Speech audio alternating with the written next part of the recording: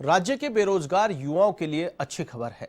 गहलोत सरकार ने मध्य प्रदेश की तर्ज पर राजस्थान के बेरोजगार युवाओं को सरकारी नौकरियों में अधिक से अधिक प्राथमिकता देने की तैयारी कर ली है।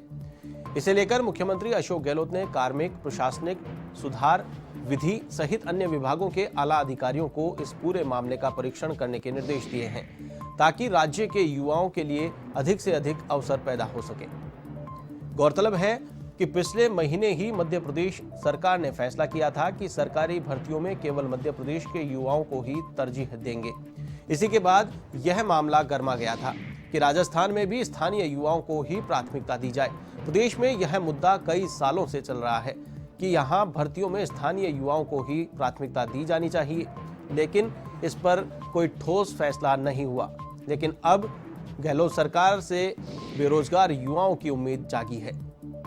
गहलोत सरकार ने इस पूरे प्रकरण में गंभीरता दिखाई है और साथ ही अधिकारियों से विचार विमर्श कर इस पूरे मामले को गंभीरता से देखने के निर्देश अधिकारियों को दिए गए हैं।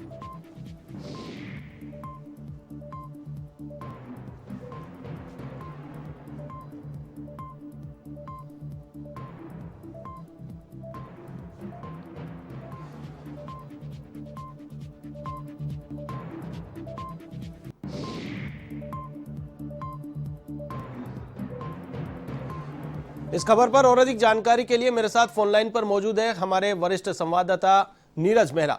नीरज जी, क्या कुछ अपडेट है? बहुत बड़ा फैसला इसे कहा जा सकता है, जिस प्रकार से गहलोत सरकार ने संजीदगी दिखाई है बेरोजगारों के प्रति, क्योंकि अन्य प्रदेशों में ऐसे नियम हैं, वहां के युवाओं को प्राथमिकता दी जाती है, लेकिन राजस्थान में ये नहीं था, जिसके चलते राजस्थान में अन्य प्रदेशों के युवा आराम से आ जाते थे, नौकरी कर लेते थे और राजस्थान का बेरोजगार ही घूमता रहता था। क्या कहेंगे आप?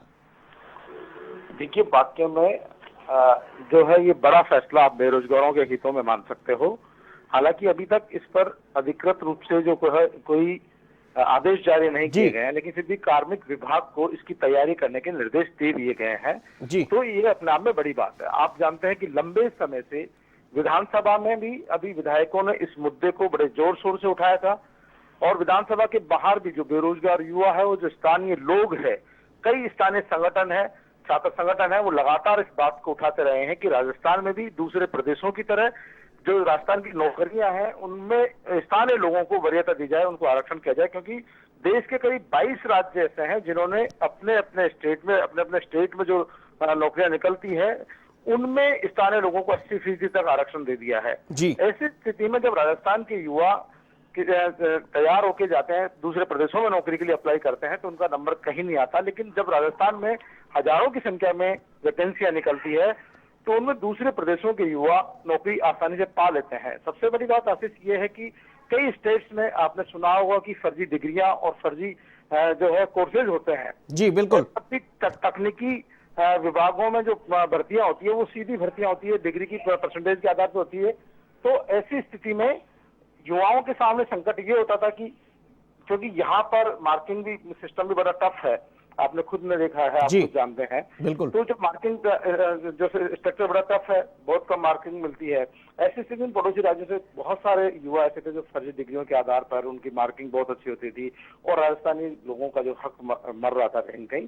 तो अब इस तरह के अगर सरकार इसको आदेश जारी कर देती है, और जो अब जो भर्तियां होने वाली है, क्योंकि अभी 5000 पदों पर जो कांस्टेबलों की भर्ती होनी है उनमें आवेदन हो चुका है।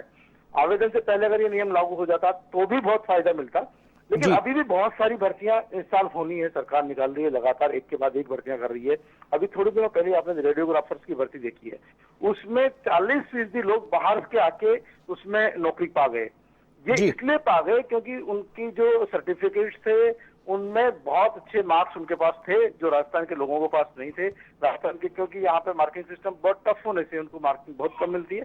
ऐसी स्थिति में जो स्थानीय लोग थे वो रोजगार से वंचित हो गए। तो लगातार लोगों में आक्रोश बढ़ रहा था। इस सरकार के इस फैसले से, मुख्यमंत्री के इस निर्णय से स्थानीय युवा बहुत खुश है।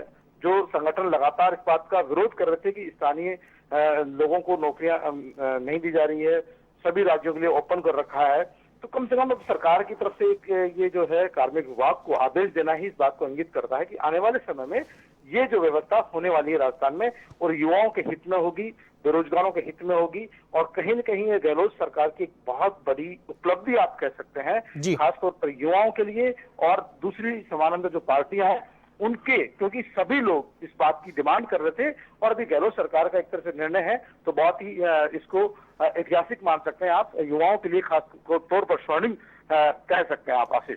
जी बिल्कुल, लगातार गहलोत सरकार युवाओं पर फोकस कर रही है, युवाओं को तरजीह दी जा रही है। अभी चाहे बात करें जेईई परीक्षा के लिए तो वहां पर इनको यात्रा के लिए रोडवेज में निःशुल्क यात्रा की सुविधा दी गई है, तो वहीं होटलों में ठहरने के लिए रियायत दी गई है। और अब एक के बाद एक लगातार बेरोजगार युवाओं के लिए भी अब कहीं न कहीं कवायद शुरू कर दी। हालांकि आपने कहा कि अभी कोई आधिकारिक घोषणा नहीं हुई है, कोई नियम नहीं बना है, लेकिन अब ये कवायद शुरू होना भी लाखों बेरोजगारों को एक खुशी देने वाला ये निर्णय हो सकता है, ये पहल हो सकती है।